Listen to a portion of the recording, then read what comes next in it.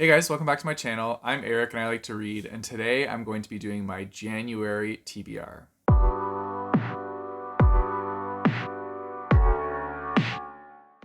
So I can't believe I'm already saying this, but it's about to be January of the year 2023. This is crazy. I feel like 2022 just went really quickly. And the last month of the year always goes so fast because it's the reindeer readathon, so it just feels like the month is just like half of what it normally is just because of how busy it is, and also of course because of Christmas. But we're already getting ready for January, and that's exciting. I decided that I'm going to kind of set up a structure to my TBRs this year where I'm going to have one pick from my NetGalley TBR because that has grown to be quite big and I need to make progress on it. So hopefully this will help. I'm going to have one pick for my TBR jar. Yes, we're bringing the TBR jar back because it has been very neglected. So we got to continue with this. And then we're going to do another thing where it's a random number generator between 1 and 31 because I have 5 shelves here with 6 shelves on each.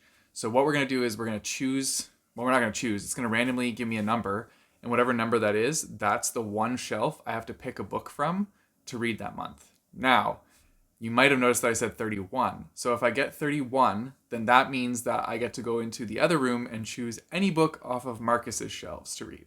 There's also one shelf that is strictly just books for Red Rising, which I've read them all. So if I get that shelf, then I've labeled that as like a free pick for myself, so I can choose anything else.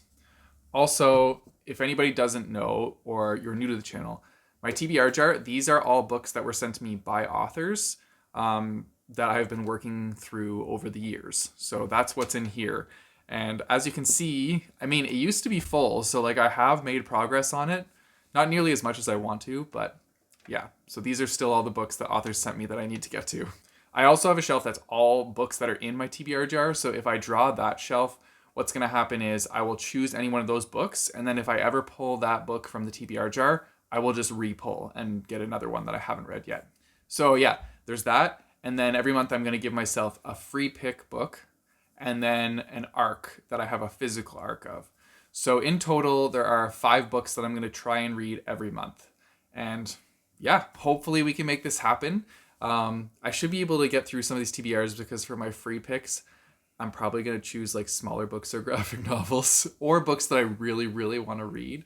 So that way that should help me power through it a bit faster.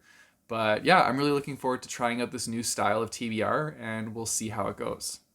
So I guess I'll start off with the TBR jar. We'll do that first, and then I'll do my random number generator.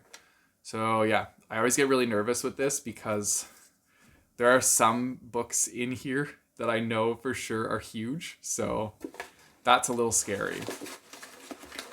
I'm going to go deep to the bottom here. Okay, I got a green one. It's my favorite color, so hopefully that's a good thing. I don't know, we'll see. And the book I got is The Red Stick War in Alabama. Sounds interesting, but that's what it is. So I will be right back. I'm going to go get it. Okay, so this is the book. I found it on the shelf. This is The Red Eagle, The Red Stick War in Alabama. I have no idea what this is about. I'm assuming a war in Alabama. We can find out what it is together. I checked and it's only like 230-ish pages, which is actually not that bad. So I feel like this is a decent pick to get through. Okay, so it says, Alabama, 1812. The southwestern frontier of the young United States spans hundreds of miles between the Mississippi River and the Appalachian Mountains. On the banks of the Coosa River, William Weatherford runs a trading post. He is the son of a Scottish military man and a Creek princess. He moves through both worlds, native and European. He is known as Red Eagle among his Creek brothers. A series of slights pushes the Creek nation into standing their ground against the power-hungry governor of the Alabama. With the Red Eagle's wife and child murdered and his home burned to the ground, Red Eagle takes command of the Creek forces. He leads a strategic guerrilla war of resistance that paralyzes the governor and forces the U.S. government to call in General Andrew Jackson to quell the conflict. As attrition hits both sides and the rivers of Alabama run red with blood, how far will Red Eagle go to see peace in his homeland again? When does revenge become folly? Well, that sounds like it could be pretty interesting. Sounds like it's going to be action-packed. So, yeah, I'll definitely let you guys know how I feel about this one. Okay, so next up, we're going to do the number generator. So I have one set up here and I'm ready to go. So let's see. Okay, so it gave me number 19. So I'm going to go find shelf 19 and then I will choose a book from it. And I'll be back shortly. Okay, I'm going to give you guys the view of the shelf that I have to choose from so you guys can see which options I'm deliberating on. So this is the shelf that I have to pick from. So I got the Truly Devious series that Marcus gave me. And then I have all these books here. I have not read a single one of these ones. So I have to choose, but I'm going to try and figure out which one of these I want to read. So I'm going to read a couple of the backs to see what they're about. And then I'll show you guys what I choose. So the book I ended up choosing was Legend because this has been on previous TBRs before. I've been meaning to get to this one many times. And so this is the month, guys. This is it. I'm finally going to start this series. It's finally going to happen. And yeah, I'm pumped about it. I was kind of like swayed towards more of like a fantasy dystopian read when I was looking at the shelf because I already have some other picks that I'm going to reveal to you guys soon that are other genres similar to the ones up there. So I wanted something a little bit different. So that's why I went with Legend. And I'm really hoping to actually read it this time and be excited about it because I know a lot of you guys have been wanting me to read this too. The next book was my free pick, so I could choose anything from the shelves, and so I decided to read Gallant. This book has a lot of like illustrations in it, and it's a really weird shape. It's like square. I can show you. It doesn't look the same. Like this is a regular size book, and then Gallant is this. So it's an odd shape. It intrigues me, and so I'm gonna read this one and see how it goes. Essentially, this one is about a girl who has her mother's journal that talks about her like place that she grew up, the home that she lived in, called Gallant. And so this journal tells her that she should never go there. But then she gets a mysterious letter beckoning her to come home to Gallant. And so, of course, she goes because she's intrigued. Once she gets there, though, she finds out that this manor has some like dark, devious secrets and that nobody actually sent her a letter from Gallant to come home. So from there, we're going to find out more. I really think this book's going to be good. Like, look, there's just the opening has like cool artwork in it. And there's different little things that like I've seen as I go through the pages. So I think it's going to be fun. And I think it's going to be a very quick read. But yeah, I'm looking forward to this one and seeing what I think of it. The only other V.E. Schwab that I've read was The Invisible Life of Addie LaRue. And I didn't really enjoy that one, so hopefully I like this one more. But yeah, I'm looking forward to it. The next book was an ARC pick, and so this is an ARC from May 2020 because yes, I'm that far behind. And this is called We Are Not From Here.